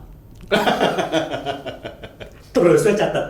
Seberapa Bu? Misalnya waktu itu kan masih kayak 12.000 gitu ya, 10.000, 8.000, tulis aja. Nggak pernah, padahal udah tos CP. Belaga lupa. Enggak dari Sabang sampai Merauke lagi? Enggak, kan bosen juga. Melintir perut gue makan mie terus ya. Sarapan masih. Sarapannya masih biar murah. Terus akhirnya ada duit lagi, taruh lagi misalnya 50.000 gitu ya. Kebayarlah 30.000. Kan sisanya tinggal 20.000 ya. Catat lagi, minus lagi. Tapi alhamdulillah tuh orangnya berjasa juga. Nggak pernah nagih dong tuh si ibu. Alhamdulillah ada bagernya. Iya, sedekah ya. Doa-doa saya terus saya panjatkan bagi ibu itu. Saya nggak tahu lagi namanya siapa, orangnya di mana sekarang, wartegnya juga udah nggak ada gitu. Tapi bisa dia dibukakan pintu hatinya sama Allah untuk tidak nagih saya gitu. Ditutup kali ya supaya lupa. itu disitulah yang namanya bantuan Tuhan dari tempat yang gak terduga-duga itu. Nah tapi yang SPP nih yang sulit kan Adil. Kan saya udah sarjana kedokteran. Waktu itu saya ngomong sama calon istri ya. Masih pacar lah waktu itu. Gue bangkrut nih. Ya kalau nggak jadi juga nggak apa-apa gitu. Sampai begitunya gitu. Di hati itu. Tolong pertimbangkan kembali. Alhamdulillah itu juga Allah membukakan pintu hatinya. Sampai sekarang kita punya anak 2. Gitu. Jadi banyak bantuan Tuhan membolak-balikan hati. Iya. Yang paling besar usia berapa? Sekarang usia mau 19. Mau 19. Iya mau 19. Masuk kuliah di ITB. ITB. Semester baru tingkat 1. Baru tingkat 1. Nah, jadi waktu itu dia nggak ninggalin saya gitu ya. Nah, tapi kan sama-sama angkatan 94. Oh, seumur? Tuan saya 2 tahun karena kan saya AFS dulu, terus masuk SD-nya juga 7 tahun, dia 6 tahun, jadi beda 2 tahun. Nah, ketika saya koas, dia lulus kan? Kan dia nggak perlu koas, 4 tahun. Oh, sama-sama kedokteran juga? Enggak, dia di sosial, FISIP. Ya, kan nggak perlu koas gitu ya. Bisa langsung kerja dong. Nah, itu yang ngebiayain saya. Mantan pacar gitu. Tapi hanya cukup ya buat makan doang gitu lah, yang saya bilang 50.000 tadi itu dari itu. Jadi waktu itu belum nikah ya waktu itu? Belum lah. Iya. Saya nikahnya 2003. Itu tahun 99. Jadi uang jajannya istri itu ya istilahnya belum nikah gitu ya. Dia sisihkan untuk pacarnya ya. Iya. Itu. Wah, luar biasa. Ya secara ini ya waktu itu tuh ya go with the flow aja gitu ya. Cuma kan saya ngebatin dong gitu ya. Ya kan sekarang kan banyak cewek-cewek ngejajanin aja enggak gitu ya, malas gitu ya. Gue tinggalin deh gitu ya. Tapi ini malah mensupport ya. Mensupport. Mungkin dia yakin kali ya. Saya itu bukan karena nggak mampu, tapi emang masalah kesempatan. Iya, gitu, kesempatan. Kan. Jadi ya itu orang aja berjasa juga ya, istri saya tercinta jadinya gitu. Nah anyway, ketika mau yang koas itu saya ngomong gini sama dia, apa saya nggak usah nerusin koas ya, saya jadi ngelamar kerja pakai esket aja gitu. Oh iya, jadi sarjana kesehatan aja ya. Sarjana kedokteran ya, kan bisa jadi medical rep. Perusahaan obat gitu ya. Jadi punya karir di perusahaan obat, bukan dokter gitu, tapi seket. Udah pengen keluar, berhenti koas gitu ya, atau cuti lah gitu ya. Nah, cuti tapi harus bayar juga di Unpad. Oh, jadi iya sama aja bohong sebenarnya sih. Mending keluar sekalian gitu ya. Atau tiba-tiba menghilang akhirnya di DO gitu. Pilihannya itu kan biar gak ditagih. Ngomong sama Mali. Nah, Mali ini ketua angkatan. Assalamualaikum Mal. Mali ini ketua angkatan waktu itu. Jadi dia ngapain lu berhenti? Sayang amat katanya. Ya otak kayak lo gitu ya. Sayang amat katanya gitu. Ya kita cari cara yuk katanya. Gimana caranya? Nah, yang ngebiayain saya itu salah satunya itu kas angkatan. Oh iya? Gue boleh nggak minjem kas angkatan dulu buat bayar ini? Gitu. Tapi memang setiap tahun itu ada uang kas yang harus disisihkan dari mahasiswa ini. Entah kenapa kita tuh punya kegiatan yang sampai ada batian gitu. Oh, cuannya disimpan. Cuannya disimpan gitu. Nah itu boleh dipinjam sama siapa gitu yang butuh gitu. Emang saya bukan orang pertama yang minjem, bukan gitu. Boleh deh gitu ya. Tapi nggak gede kan. Paling cukup buat ya tadi biaya-biaya tadi gitu ya. Terus ayolah gimana cari beasiswa kek katanya. Waktu itu kan nggak semudah sekarang, ada LPDP gitu ya. Mahasiswa pembalatak, beasiswa pembalatak di mana-mana gitu. Informasi mudah tinggal googling. Dulu masih zamannya pager, baru-baru Google. Iya, komputer aja masih DOS waktu itu ya. Nggak, udah Windows tapi 31. Yang Windows 31 ya. Windows 3.1 gitu. Terus ke Windows 2000 akhirnya kan tahun 2000 ya. Iya. Nah waktu itu masih begitu, akhirnya cari beasiswa kumaha carana gitu ya. Terus adalah dengar berita Dharma Wanita RSHS ada beasiswanya gitu. Oh. Pembinanya itu Prof. Hani. Prof. Hani istrinya Prof. Ponpon. Nah, waktu itu masih belum profesor, sekarang profesor di Public Health. Prof. Ponpon kan anak ya. Di RSAS ya. Datanglah saya ke kantornya, kantor Dharma Wanita RSAS. Dok, cerita gini. Wah, saya cerita secara singkat tapi lengkap gitu ya. Si papa bangkrut segala macam gitu ya. Saya bilang, saya terus terang bilang kos ngutang gitu. Akhirnya kamu belum pernah dapat beasiswa? Belum. Terus bukannya kemarin kamu yang MVP nomor 1 itu katanya. Jadi setiap tahun itu ada pemilihan mahasiswa berprestasi.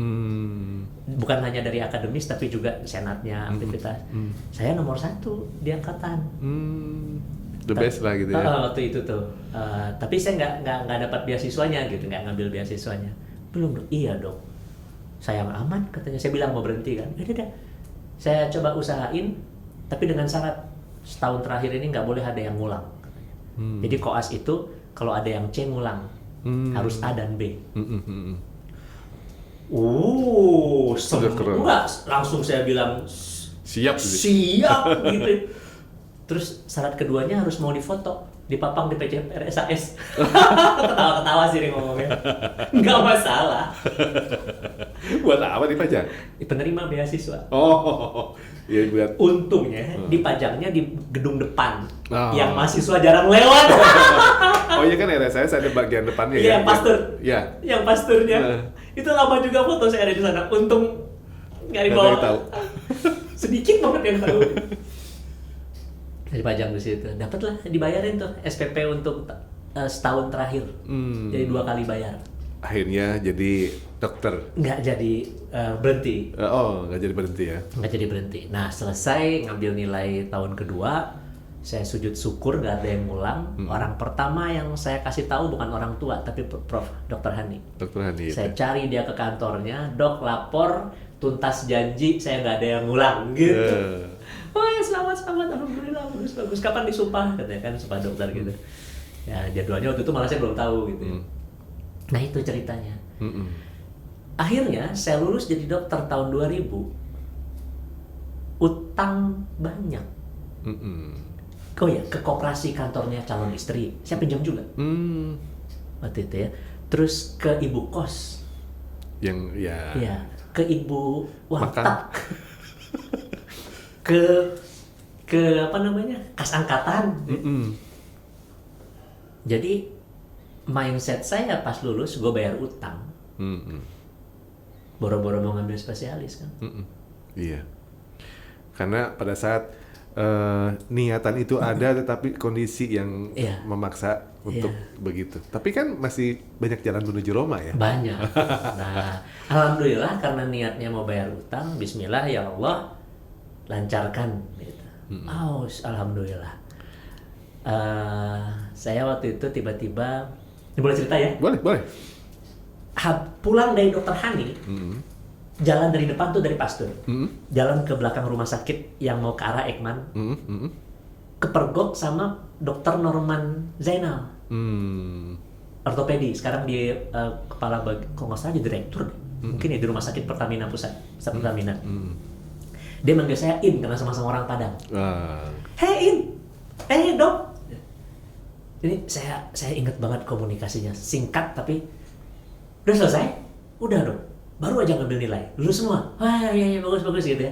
Kapan disumpahin? Kita ngomong kapan disumpahin, ambil sumpah dokter gitu. Kapan disumpahin? Ya nggak tahu, belum tahu jadwalnya malah gitu. Ya udah ntar kalau udah selesai, main ke ini ya ke rumah saya bisa dijadi katanya. Bantuin saya bikin klinik. Ada aja yang muncul ya. Saya langsung lihat ke atas. Allah tuh maha mendengar ya. Jeritan hati kita ketika kondisi baru lulus tuh juga masih bingung ya. Sebelum lulus sempat ada ujian, berhenti atau jalan terus, akhirnya ada jalan juga, ada beasiswa. Setelah jalan beasiswa, lulus dan masih bingung. Akhirnya ketemu dengan serius dong? Iya katanya. Dia itu dekat sama saya, ada sejarahnya. Karena kan kalau kita koas itu kalau malam kabur-kaburan ya. Padahal jadwalnya jaga di emergency rumah sakit. Waktu itu emergensinya masih yang dulu teh yang di kamar mati sekarang. Iya. Yang namanya Hasan Sadikin, asal ada ambulan datang, woi, bangun dari gua gitu lah gitu ya. Pusat rujukan teh gitu semesta Jawa Barat. Jadi kalau udah malam itu jam 2, jam 3 itu saatnya kabur gitu. Kalau saya kebalikan. Kalau pas lagi rame koas nggak dapat banyak belajar, rebutan. Giliran, ini giliran siapa pasiennya? Kita cuma nonton, nggak terjun, nggak pegang gitu. Saya malah ngintai saat teman-teman kabur. Jadi saya kaburnya duluan. Jam 10, jam 11 saya menghilang, tidur 1 jam. Jam setengah 1, saya nongol lagi di emergency, orang udah pada sepi. Orang pada istirahat. Iya. Nah, agak seger kan, udah tidur 1 jam di mes. Datang pasien, ini pasien siapa? Nah, kan dokter Norman bedah ya, dia jaga bedah. Pasien si A, dok, mana orangnya? Biasa dok, ya udah sama kamu aja. Nah, gitu. Dia juga nggak peduli juga yang penting nggak ada yang bantuin ya. Dan itu kejadiannya sering. Akhirnya suatu saat, ini pasien siapa? Pasien si B, dok, nggak mau, saya mau sama Indra aja.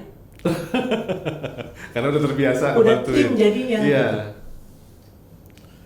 Jadi itu cerita saya baik sama dia itu gitu. Jadi ya udah, saya tahu bahwa dia pernah berencana pengen bikin klinik itu, udah pernah ngobrol gitu. Waktu di emergency gitu, mungkin tengah-tengah operasi apalah gitu. Jadi pas saat itu ditanya, beneran dok? Beneran? Katanya. Ini sampai sekarang belum jadi-jadi nih. Ya siapa tahu Indra mau katanya. Mau dok. Janjian lah ya. Janjian saya datang ke rumahnya di Sarijadi. Saya mulai klinik itu dari nol. Saya yang bikin lah, saya ngebidanin ya. Namanya Global Medica. Di klinik di Sarijadi, di depan blok rumah susun blok H, di blok 23. Depannya H. Jalan Perintis itu ya? Iya, pokoknya depan ya. Iya. Global Medica. Nah itu saya yang diriin sama teman-teman bertiga. Sama dokter Nenden, sama dokter Amanda, sama dokter Rika, berempat. Saya ngajak teman dong, masa praktek sendiri gitu ya. Yang sama-sama lulus waktu itu. Nah, pegang itu, tapi saya yang dikasih ininya.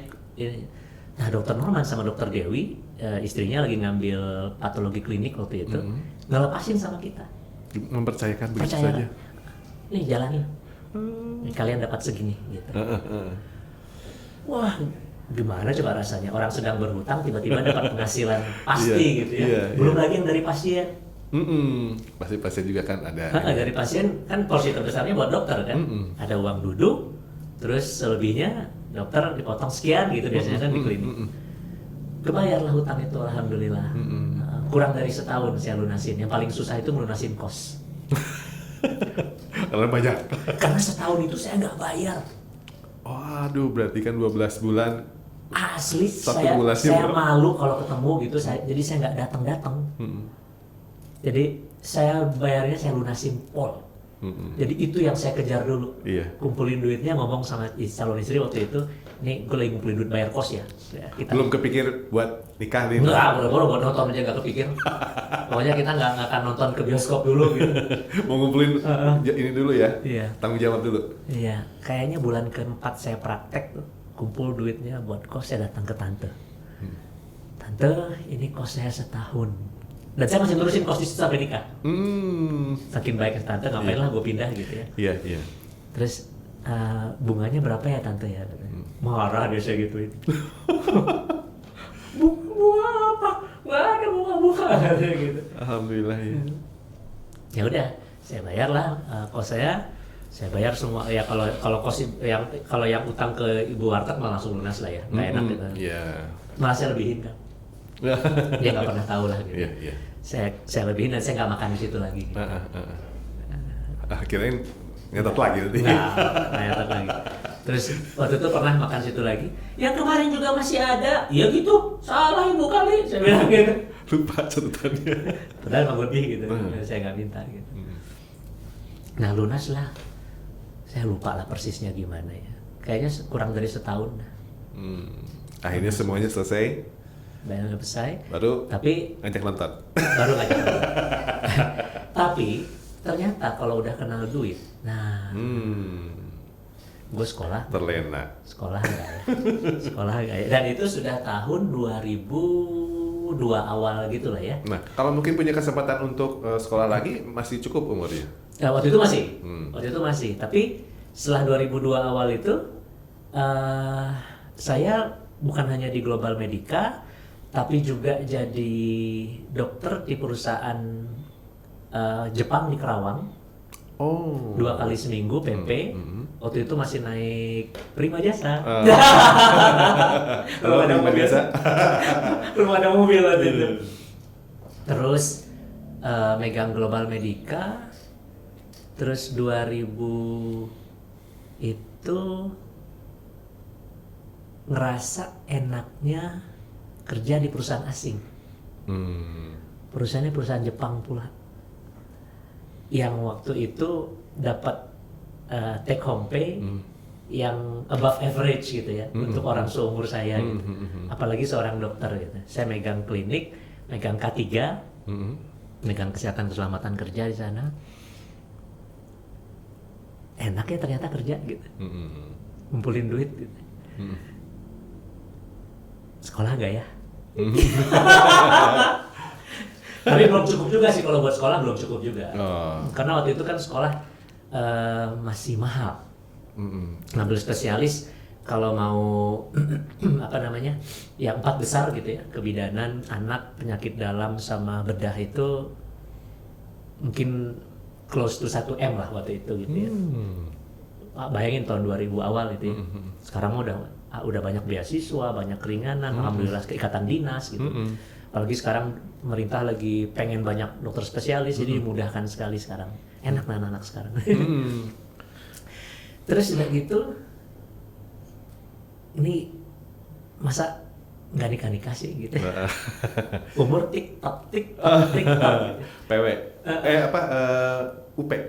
Usia panik. Terkumpullah uang gitu ya. Ada satu cerita lagi cara saya dapat uang yang nanti saya ceritain gitu ya. Ada keinginan pengen nikah akhirnya. Itu calon istri juga nanya, erek moal gitu lah ya, bercanda. Oh, itu istri orang mana? Istri bapaknya Betawi, ibunya Sunda. Ya nggak pernah ngomong erek moal gitu, tapi dari gesturnya kelihatan erek moal sih gitu. Bayangin kita pacaran ta'aruf 7 tahun gitu ya. Yang udah akhirnya kayak temen gitu ya. Terus nggak pernah ngebahas mau nikah kapan gitu akhirnya gitu ya. Jadi sampai satu titik yang ya gitu, ya nikah yuk gitu. Terus tapi nanti mau tinggal di mana? Gitu. Jadi nikah itu kita penuh dengan rencana. Kayaknya kalau tinggal di mama nggak enak ya gitu. Terus ini ada nih, kita kan udah ngumpulin gitu ya. Kita udah istilahnya itu nyatuin catatan keuangan lah gitu ya. Uang lu berapa, uang gua berapa gitu ya. Terus cari rumah yuk. Jadi DP rumah selesai dibangun baru kita nikah. Jadi harus ada tempat bernaung dulu baru nikah ya. Jadi, dan itu yang rencananya mau dipakai buat ngambil spesialis. Yang nabung buat spesialis tadi. Ya udah habis duitnya buat DP rumah. DP rumah pun kan nyicilannya pakai nama dia karena dia kan karyawan perusahaan, lebih gampang diterima oleh bank ya. Saya dokter, syaratnya susah banyak banget waktu itu. DP rumah. Jadi ya udah, emang kayaknya nggak akan spesialis lagi, udah asik kerja di tempat perusahaan swasta gitu ya perusahaan. Terus dapat kesempatan waktu itu ada PTT kan. PTT kan harus wajib. Tapi ada cara lain waktu itu. PTT cara lain, PTTCL. Saya nungguin tuh peraturannya, Permenkes kalau nggak salah. Karena kalau saya PTT sampai ditempatkan di Papua misalnya, istri kan harus ikut gitu ya. Nah gitu, saya pengen nikah gitu ya. Kalau ikut kerjaan dia yang sekarang berhenti dong gitu. Enggak lah, saya pengen PTT cara lain aja, biar bisa di BUMN, biar bisa di Bandung gitu. BUMN di Bandung naon ya? Cari-cari, ada 3. BUMN di Bandung. Kantor pusatnya di Bandung. Gak usah dibilang ya. Nggak usah. Nggak usah. Terus ya cari-cari informasi lah di situ. Tapi karena di kota harus 3 tahun. Nggak apa-apa 3 tahun juga gitu ya. Terus ya itu doa lagi sama Tuhan. Waktu itu kan saya lagi megang Kerawang sama Global Medica ya. Tapi masih masih semangat lah. Gitu ya. Jaga malam gitu. Dia belum nikah juga waktu itu. Terus nikahlah kita 2003 gitu ya. Dan saya enggak sebelumnya. Sorry. 2000 saya dikira. Iya 2002 saya dapat itu cerita cara lain. Jadi ceritanya gini. Lagi duduk di Global Medica. Ini jadi semua ceritanya itu selalu bersambung. Saya karena baik sama Dokter Norman ngasih klinik. Di klinik saya dikenalin sama adiknya Dokter Leni sehingga saya praktek di di Kerawang. Terus lagi di Global Medica tiba-tiba ada anak medical representatif datang main rep. Biasa lah kan gitu. Rumahnya di rumah susun. Oh. Jadi dia nggak pernah nunggu, dia selalu ngelihat rame nggak ya, kalau rame gue datang gitu. Nggak datang, kalau pas lagi sepi datang. Namanya Gary. Ini Gary salah satu orang yang berjasa juga nih. Assalamualaikum Ger. Nanti di share videonya. Terus tiba-tiba gitu, Dok, cenah mau PTT cara lain teh ya? Ada cerita kan, udah dekat tuh kita. Jadi bukan sekedar tanda tangan, ngasih brosur, ngobrol biasanya. Sampai ada pasien baru dia pulang. Gitu.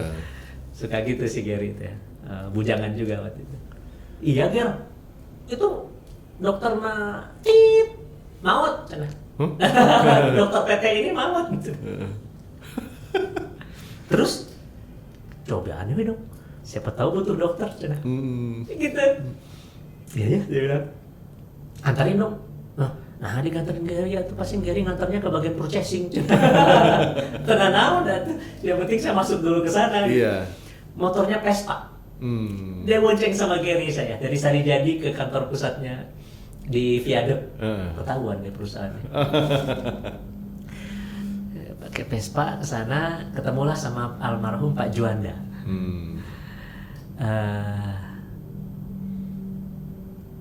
Pak, ini ada Dokter Indra. Oh iya, mau nggak calik dok gitu ya. Katanya mau coba ngelamar kereta api. Jangan ke saya, atau saya mah bagian purchasing, cina gitu, purchasing obat. Itu ke atasan saya aja, Dokter Gigi Muharyono namanya. Assalamualaikum Pak Mungki. Terus ya udah deh kan, Gary pulang ya. Udah digantarin kan, pulanglah si Gary-nya sama Pak. Itu diantar ke Pak Mungki. Pak, ini Dokter Indra katanya mau ngantar lamaran. Oh iya, mau nggak? Sebentar dok ya. Dia ada kerjaan, terus saya dipanggil masuk. Oke, gimana dok? Iya Pak, saya maaf ya Pak ya, dengar dari temen yang suka ke Pak Juanda bilang yang kemarin dokternya meninggal. Iya, itu tuh pensiun yang kita karyakan lagi ya, ada sepuh meninggal. Ini kita lagi butuh dokter buat klinik kita di sini di kantor pusat. Iya Pak, ini lamaran saya sama CV. Saya bilang, oh iya katanya, pegang sama dia. Terus saya taruh dari sebuah tumpukan yang tingginya kurang lebih 5 cm gitu, map coklat. Itu ramalan dokter semua. Lamaran yang kesini ya? Banyak juga. Kecil kali ya kemungkinan gue lolos secara ini BUMN, siapa tahu banyak order gitu. Itu otak saya waktu itu ngomong gitu. Oh iya Pak, tapi nggak apa-apa dok, nanti saya baca ya. Saya baca-baca, terima kasih. Sebentar sih. Terus mau catat nomor handphone saya katanya, biar kita bisa hubungan. Nomor saya ada di sana Pak, tapi boleh saya catat. Waktu itu handphone saya masih flip Ericsson T10. Ketahuan zaman ya. Yang kecil ya? Yang kecil, warna hijau Tosca. Ini totet. Masih poliponik. Dah gitu. Dah aja. Besoknya Gary datang lagi, kumaha dong? Pak, biar sakieu lamaranna saya bilang. Saingan berat ya. Saingan berat itu Pak. Sudah. Terus, oh ya, Pak Muki waktu itu nanya simpel. Oh ya, nggak lupa saya cerita. Dokter Indra bisa full day di sini. Aduh Pak, kalau full day saya nggak bisa. Kalau full day week ya maksudnya. Karena saya megang di Kerawang, saya bilang gitu. Lepas aja di Kerawangnya. Waduh, itu kan main course saya ya, yang di Kerawang itu saya cerita tadi. Boleh tahu di sini dapatnya berapa Pak? Gitu. Maaf ya Pak ya gitu. Saya kan kalau melepas harus ngomong ya, realistis lah. Iya, realistis. Oh iya, nama saya juga dokter gigi, maksudnya ngerti lah gitu ya. Segini dapatnya, waduh, jauh ya. Jauh gitu. Saya nggak ngomong gitu sih, tapi saya bilang, gimana kalau saya 3 hari aja Pak? Ini Global Medica bisa saya lepas nih, gitu. Saya ngambil yang malam aja, yang siang kasih yang muda-muda, gitu kan. Karena ada adik kelas waktu itu banyak yang pengen, Kang, praktek di situ dong, pasiennya banyak. Karena di Global Medica itu pas saya berhenti ya 2004 itu, 60-70%-nya pasien saya. Karena saya yang paling tua dokternya di situ. Paling senior. Teman saya yang 3 udah kemana gitu ya. Terus nggak apa-apa lah saya lepas karena niatnya pengen PTT ya. Tapi saya nggak ngomong waktu itu sama Pak Mungki saya mau PTT. Nah udah gitu pas saya bilang paling saya bisa 3 hari Pak. Langsung saya tentuin lagi hari ya, Selasa, Rabu, Jumat. Karena Senin Kemisnya kan di Kerawang gitu. Oh iya iyalah kalau gitu ya makin kecil dong chance saya. Pas si Gary datang, nggak mungkin lagi, udah gua nawar 3 hari, yang lamarnya segitu, nuhun geningan ya, iya nggak apa-apa dong, ya, namanya juga usaha. Sebulan, lagi, tiba-tiba ada SMS, bukan WA. SMS. Assalamualaikum warahmatullahi wabarakatuh. Apa kabar Dokter Indra ini dengan Muharyono gitu ya. Kalau bisa main ke kantor gitu ya. Hari ini bisa nggak gitu jam segini. Kebetulan memang harinya bukan Senin Kemis gitu ya. Ya di Global Medica mas saya titip ke siapa gitu ya. Teman gitu. Langsung saya jawab, ya insya Allah bisa Pak. Ya udah nggak diantar Gary lagi, saya naik angkot. Malu ya. Udah dianterin. Naik angkot ke kantornya, terus ketemulah sesuai janji. Ya silakan duduk. Terus tiba-tiba, kalau kontraknya gini gimana? Gimana Pak? Iya ini kontraknya. Kalau gini gimana? Katanya. Udah dibikinin draftnya nama saya gitu ya.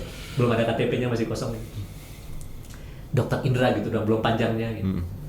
Saya baca selintas. Kenapa? Bingung lah saya ya. Langsung begitu pertanyaan. Iya. Kenapa gimana Pak? Itu yang ngelamar kemarin. Iya dari semua itu nggak ada yang mau full time semuanya. Dalam hatinya, siapa yang mau full time dapatnya segitu gitu ya. Nggak usah saya bilang lah berapa ya. Iya. Kita udah berapa jam ngomong sih? Gila ya, nggak kerasa. Nanti part 1, part 2 aja. Udah hebat nih. Ada tulisan to be continued. To be continued dia. Nah terus, iya deh Pak, saya ngomong sama istri saya dulu ya. Gitu. Iya saya masuknya 2004, bener di 2004, jadi udah nikah kita, udah nikah setahun. Ya saya ngomong lah sama istri, ya nggak apa-apa lah kan ya PTT. Di situ udah jelas Selasa, Rabu, Jumat tulisannya. Sesuai keinginan. Terus dia bilang dari semuanya yang bisa 3 hari itu Dokter Indra katanya. Yang lain ada yang cuma mau sehari, ada yang mau 2 hari. Ternyata paling banyak Dokter Indra. Jadi 3 hari itu paling banyak gitu. Yang lain masih. Jadi sesimpel itu seleksi. Karena masalah hari, jumlah hari. Oke, saya bilang. Jadilah saya pakai baju BUMN. Nah, setahun berjalan. Setelah dekat sama orang di sana, dekat sama Pak Dr. Gigi Muharyono, baru saya ke dinas kesehatan tingkat 1 provinsi yang di Pasteur. Ketemulah sama si ibu di sana, Bu, saya PTT cara lain, tapi backdate boleh nggak? Saya bilang, karena saya mulainya udah setahun yang lalu. Kenapa nggak lapor dari waktu itu? Dihabisin nggak boleh, saya bilang gitu. Tenang naon dong, mau nggak? Ya katanya asal ditanda tangan mundur juga katanya. Jadi gimana orang situnya, katanya kita hitung ya semenjak masuk aja gitu. Iya. Sejelek-jeleknya waktu itu saya jadi 4 tahun lah gitu ya. Oh kalau boleh backdate bagus dong gitu. Baru saya ke Dokter Muharyono. Terus terang ngomong, saya datang ke kantornya. Pak, dulu motivasi saya salah satunya masuk ke sini itu sebenarnya buat PTT cara lain. Ini udah jalan setahun, boleh nggak Pak dibikinkan suratnya dimulai? Oh boleh, katanya langsung. Coba bikin draftnya, sini saya tanda tanganin. Iya. Setahun udah berjalan berarti kan ya, tinggal 2 tahun lagi. Nah setelah 2 tahun, 2007 berarti ya, 2007, ya saya ngadap lagi ke Pak Bungki. Saya sudah 3 tahun, secara peraturan saya udah bisa selesai PTT, saya udah konfirmasi ke bagian di dinas juga boleh. Saya mau ngundurin diri Pak, dimarahin saya. Habis mandi sepah dibuang. Bantuin kita dong. Kita mau ngembangin ini di kesehatan gitu. Bertahanlah saya sampai 2011. Di situ. Iya. Sampai 2012 awal. Awalnya pengen 3 tahun sampai 2012. Dan akhirnya ketemu dengan Pak Parlin itu pada saat di BUMN itu. Dan akhirnya jadi semuanya sambung kan? Iya. Jadi saya dari Dr. Hani ketemu Dr. Norman di Global Medica, ketemu Gary, jadi masuk ke BUMN. Di situ ketemu Pak Parlin, Pak Parlin ngajak saya ke Kelite, jadilah website, jadilah buku, jadilah saya jadi public speaker. Luar biasa sekali. Jadi karena saat koas saya nggak tidur di jam 3 subuh. Itu nggak kuncinya. Iya. Betul. Kalau saya ikut-ikutan teman di jam 3 subuh tidur, nggak ada di buku. Nggak ngomong saya sama Kang Adil. Karena kan nggak dekat dengan Dr. Norman ya. Nggak dekat sama Dr. Norman. Luar biasa. Gila ya kalau dipikir-pikir ya. Allah tuh punya map sendiri ya. Iya. Dari upaya dan usaha kita dan ikhtiar kita, let it flow seperti air mengalir. Dengan segala kesulitan yang ada waktu itu. Gitu. Ya karena air mengalir itu tidak selamanya lurus, kadang ada berkelok, tapi akhirnya akan berada di satu muara juga. Dan akhirnya Dr. Ida seperti sekarang, di saat kita mengetahui bahwa seorang dokter itu tidak harus melulu menuju ke satu puncak ya, ya dokter spesialis atau menjadi seorang profesor atau bagaimana, karena jalan itu berbeda-beda. Nah ini simple, 3 menit. Akhirnya saya menemukan dunia public speaker karena Pak Parlin. Waktu itu jadi dokter umum semakin berat, berdarah-darah. Saya pernah pecah ban di Cimahi, nyari tambal ban setelah maghrib di Cimahi, semuanya tutup. Padahal ada beberapa gitu ya. Sampai akhirnya itu ban saya bawa besoknya buat nambal gitu. Tapi satu hal yang menarik waktu itu, praktek dokter Pak Balatak di mana-mana. Sampai saya pikir gini, ini lebih gampang nyari dokter praktek daripada tukang tambal ban. Ini kalau gue jadi dokter berdarah-darah nih. Atau jadi tukang tambal ban aja. Kecuali gue jadi spesialis gitu kan ya. Sementara umur udah lewat waktu itu. Untuk jadi spesialis kan ada batasnya yang dianjurkan ya 35. Umur udah lewat. Akhirnya ketemu, waktu itu sudah sama Pak Parlin ya. Sudah jalan jadi public speaker, dan saya menemukan suatu passion sendiri di sana yang seperti pembuka Kang Adil tadi, lebih enak jadi dokter pencegahan daripada jadi dokter pengobatan. Jadi saya itu tidak meninggalkan profesi saya sebagai dokter karena yang saya sampaikan juga soal medis, di Kelite soal medis, bahkan ID tahu aktivitas saya, tiap tahun saya laporan gitu. Tapi saya bukan ngobatin, tapi mencegah orang sakit. Nah, itulah acara Healthy Life kita. Luar biasa sekali. Jadi akhirnya ya udahlah, saya nggak usah ngambil spesialis. Pas ngumpul duit lagi kita nyicil mobil anyway. Terus lahir anak, bikin asuransi anak, buat pendidikan anak, udah. Kayaknya memang ditakdirkan sama Allah saya jadi spesialis. Tapi kalau ada yang nanya sama saya, lagi ngisi acara nih, Dokter Indra, spesialisnya apa? Ini kenapa nggak ditulis dok? Oh ya, saya spesialisnya SPCC, saya bilang. Wah, spesialis apa itu dok? Baru dengar gitu ya. Iya, spesialis cuap-cuap. SPCC, luar biasa. Jadi saya DR Indra, kamu tadi SPCC. Karena mostly pekerjaan saya sekarang nyarios. Nyarios, iya. Tapi tanpa nyarios, kita juga tidak bisa menggali sesuatu yang luar biasa. Dari seorang Dokter Indra, mendapatkan inspirasi bagi semua orang yang mungkin selain membaca blognya, membaca bukunya, sering hadir di di tempat-tempat di mana ada seminar Dr. Indra yang menyampaikan begitu bermanfaat ya. Dan itu bagian lain dari sisi seorang dokter yang memutuskan untuk apa-apa jadi nggak jadi spesialis, bukan the end of the world ya. Bahwa Dr. Indra masih punya niatan untuk melanjutkan ke yang lebih tinggi lagi. Apa itu? Sebenarnya saya sekarang berenang di Laut Biru sekarang. Jadi ini salah satu Blue Ocean Strategy. Ya, sekarang saya juga aktif sebagai Product Development Consultant di sebuah perusahaan industri alat kesehatan. Yang produknya waktu kuliah dulu, yang saya lagi kesulitan uang itu, pernah saya jualin. Oh, ngebantu ngejualin. Bukan, saya pernah beli di toko dan jual produk itu untuk nutupin biaya, termasuk yang saya bilang tadi yang saya belum cerita salah satunya itu. Sekarang saya bekerja untuk pengembangan produk-produk barunya. Itu memang Tuhan lucu ya itunya. Kalau saya bilang lucu lu ya. Makasih ya. Jadi saya sudah menjualin produknya. Sekarang saya kerja di sana dari 2012 ya, udah 12 tahun sampai sekarang pengembangan produk dan bisnisnya sampai keliling luar negeri ya akhirnya begitu gitu. Jadi untuk yang itu apa nextnya ya sepertinya sih kalau memang dicari ada gunung yang lebih tinggi kan? Ada awan di atas awan, nggak akan ada habisnya, bahkan ada langit di atas langit. Intinya sih ya kita menikmati apa yang kita jalani. Selalu saya bilang ya lakukan apa yang Anda suka gitu. Do what you like and the money will follow. Itu dia inspirasi kita. Iya. Jadi uang akan mengikuti kita kalau kita mencintai pekerjaan kita. Terus kalau kita nggak mencintai tapi dapat uang banyak, apa gunanya? Iya juga.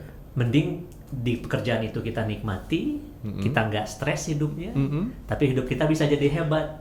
Dan yang namanya duit kan bukan nggak pengen punya uang banyak ya, tapi udah ngerasain lah semuanya juga. Uang itu dikit cukup, tapi kalau banyak habis. Karena yang namanya keinginan nggak ada batasnya, betul? Iya, betul. Saat ini sih belum pengen karena nggak punya duitnya. Coba lu dikasih duitnya, pasti lu beli kan? Kayak sekarang, Kang Adil kepikiran nggak punya jet pribadi, kan jauh di awang-awang kayaknya ya. Tapi kalau ada uangnya, beli aja deh. Iya, nggak ada habisnya kan? Iya. Jadi ya itu yang saya lakukan sekarang. Jadi saya menjalani profesi ini. Jadi aktivitas saya sekarang jadi dokter ya, tapi dokter saya bukan duduk di warung lagi. Gitu. Kalau ada kesempatan ada yang mau konsultasi, baru kita konsultasi. Bahkan konsultasinya saya di kafe. Terus bukan praktek lagi. Saya ingin menerbitkan buku ketiga saya, itu sih pasien pribadi ya. Terus sekarang saya public speaker, ini main course saya, juga di perusahaan sebagai konsultan pengembangan produk, siaran di radio. Itu aktivitas saya. Mudah-mudahan terus bisa memberikan inspirasi terus di dimanapun dokter berada. Dan kalau saya jadi spesialis nggak bisa begitu. Saya pasti cuma satu kerjaannya di rumah sakit. Di rumah sakit, nemenin pasien ya. Dan nikmatnya seseorang melakukan pekerjaan itu adalah bagaimana kita mencintai profesi kita, dan juga itu adalah passion kita. Dan itu tidak semuanya orang bisa gali ya, bagaimana passion itu muncul dengan sendirinya, dan itu dari tangan-tangan dari Allah Subhanahu wa Ta'ala itu memberikan map yang luar biasa pada orang-orang yang tidak kita duga. Ya. Kayak si Gary, siapa yang duga ya? Iya, betul. Biasa ngintip dari atas, wah sepi nih, ke situ ah. Beneran gitulah, betul kamu. Allah itu menggerakkan bagaimanapun cara, dan begitu indah ya Dok ya. Akhirnya, indah pada akhirnya. Iya. Ya, sahabat-sahabat kalian dimanapun Anda berada. Udah punten ya Kang, nyari wae orang. Oh, nggak apa-apa. Ini perjalanan from zero to hero ya. Hero belum lah ya. Hero untuk keluarga lah pastinya ya. Tentunya nanti satu kebanggaan juga bagi anak-anak. Ayahnya seorang dokter, juga seorang public speaker, dan juga penulis buku juga. Dan mudah-mudahan buku ketiganya bisa cepat rilis ya. Insya Allah. Kumpulin semangat. Iya. Dan juga mudah-mudahan obrolan kita di podcast Skillite kali ini akan memberikan inspirasi bagi kita semua. Karena mungkin banyak sekali orang-orang yang menyelesaikan kuliahnya kemudian ngapain ya? Akhirnya nganggur dan lain sebagainya. Tapi apabila kita melakukan banyak sekali tafakur ya, bagaimana perjalanan itu bukanlah perjalanan yang memiliki rahasia di situ ya. Ketemu dengan seorang profesor yang tadinya mengobati jadi inspirasi menjadi seorang dokter. Mungkin saja sahabat-sahabat Skillite punya cerita-cerita yang sama dengan Dr. Indra, bahwa jangan sepelekan sesuatu yang kecil dalam kehidupan kita. Mudah-mudahan kita bisa ketemu lagi, Dok. Dan terima kasih Kang Adil undangannya. Mudah-mudahan kita bisa ngobrol lebih. Awalnya saya deg-degan, ternyata asik juga. Sampai lupa waktu jam berapa nih ya? Iya, hampir 2 jam. Nanti kita bikin 2 episode ya. Mohon maaf ya panjangan Kang. Nggak apa-apa. Baik, sahabat-sahabat Skillite dimanapun Anda berada, terima kasih sudah mengikuti dan menyimak podcast Skillite kali ini dan mudah-mudahan menginspirasi kita semua. Terima kasih, Dok. Sama-sama Kang Adil, terima kasih sahabat Skillite. Mohon maaf kalau ada kekurangan ya. Oke. Assalamualaikum warahmatullahi wabarakatuh.